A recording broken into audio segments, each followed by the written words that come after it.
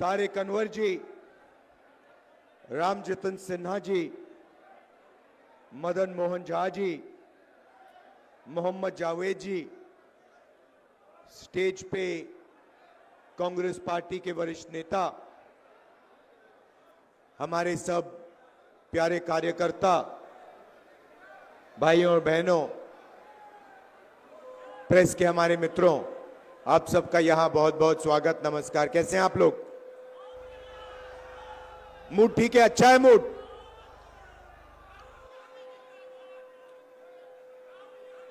कुछ दिन पहले, माइक को ठीक करवाओगे?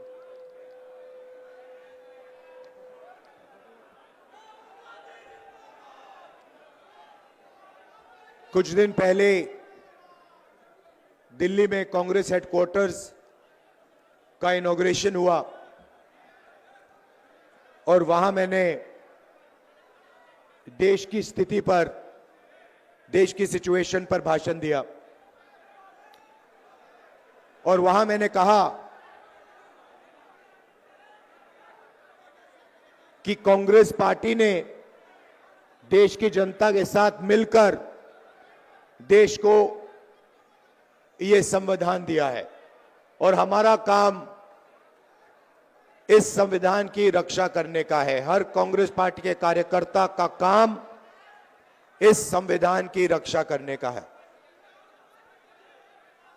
मोहन भगवत जी कहते हैं कि जब ये कॉन्स्टिट्यूशन बना था तब हिंदुस्तान को आजादी नहीं मिली थी, हिंदुस्तान को उसके बाद आजादी मिली है।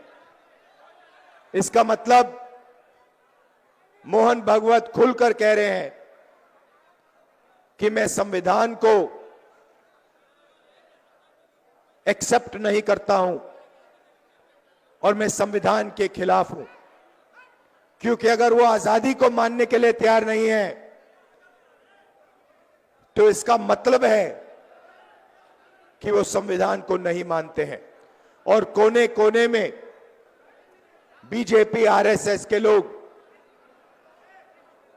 संविधान को खत्म करने में लगे हैं, हिंदुस्तान की गरीब जनता को कुचलने में लगे हुए हैं। देश का पूरा धन 20-25 अरबपतियों के हाथ जा रहा है।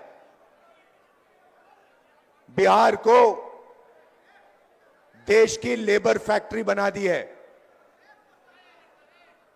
आप मेहनत करते हो, आप काम करते हो, आप जीएसटी देते हो, आप अपना खून पसीना देते हो और पूरा का पूरा धन, पूरा का पूरा फायदा 20-25 अरबपतियों के हाथ नरेंद्र मोदी कर देता है। संविधान की रक्षा सिर्फ कांग्रेस पार्टी का कार्यकर्ता कर सकता है। और मैं आपको एक और बात बोलना चाहता हूं कि यह विचारधारा की लड़ाई है और दो विचारधाराओं के बीच में लड़ाई है, यह भूलिए मत।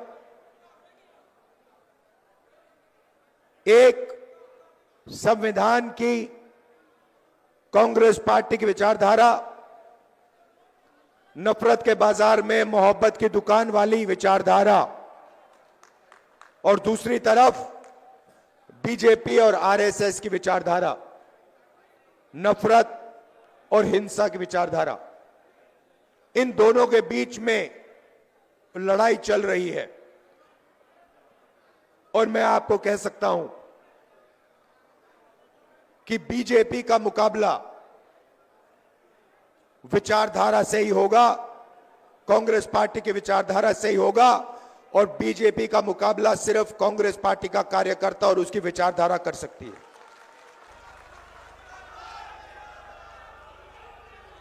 मैंने अपने भाषण में महाराष्ट्र के बारे में बोला। इलेक्शन कमीशन से हम आंकड़े चाहते हैं। महाराष्ट्र में लोकसभा में और विधानसभा में 1 करोड़ वोटर का फर्क है। 1 करोड़ लोगों ने विधानसभा में वोट दिया और लोकसभा में वोट नहीं दिया था। हम जानना चाहते हैं कि इलेक्शन कमीशन से जानना चाहते हैं कौन लोग हैं, और हमने इलेक्शन कमीशन से कहा है कि आप हमें लोकसभा की महाराष्ट्र की वोटर लिस्ट दीजिए और विधानसभा की वोटर लिस्ट दीजिए, और इलेक्शन कमीशन हमें वोटर लिस्ट देने को तैयार नहीं है। यह देश के सामने सच्चाई है। अगला चुनाव बिहार में है और यहां पे यह क्रांतिकारी प्रदेश है। देश में जब भी बदलाव आता है यहां बिहार से आता है, आप लोग करवाते हो। और इसीलिए कांग्रेस पार्टी को, इंडिया गठबंधन को एक साथ मिलकर बिहार में बीजेपी और आरएसएस को हराना है। यह विचारधारा की लड़ाई है। आप सबको तैयार हो जाना चाहिए। आप बब्बर शेर हो कांग्रेस पार्टी के, बब्बर शेर हो, टाइगर हो। आप तैयार हो जाओ। बीजेपी और आरएसएस की विचारधारा को बिहार में हमें हराना है। इंडिया गठबंधन के साथ खड़े होकर बिहार में हम इसको हराएंगे।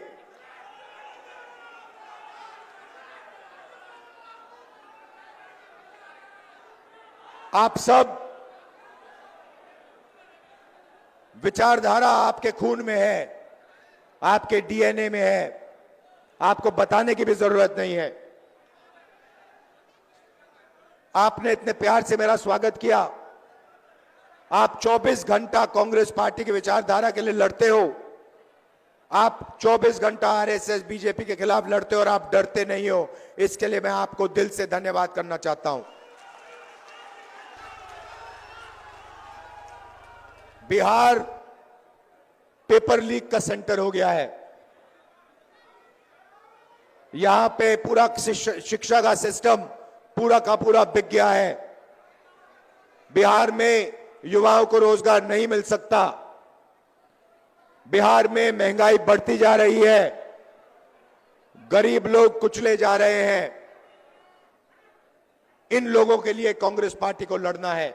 किसानों के लिए, मजदूरों के लिए, गरीब लोगों के लिए, पिछड़ा वर्ग, दलित, इन लोगों के लिए लड़ना है। माइनॉरिटीज के लिए, सबके लिए लड़ना है।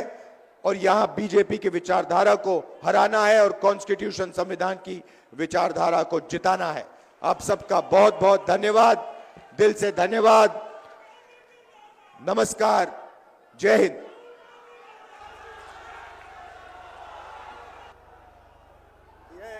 अभी रुक जाइए। जो इंदिरा भवन बनाया है कर्मचारियों के लिए, उसकी तस्वीर है और राजेश राम जी धन्यवाद करेंगे। धन्यवाद का राजेश राम जी।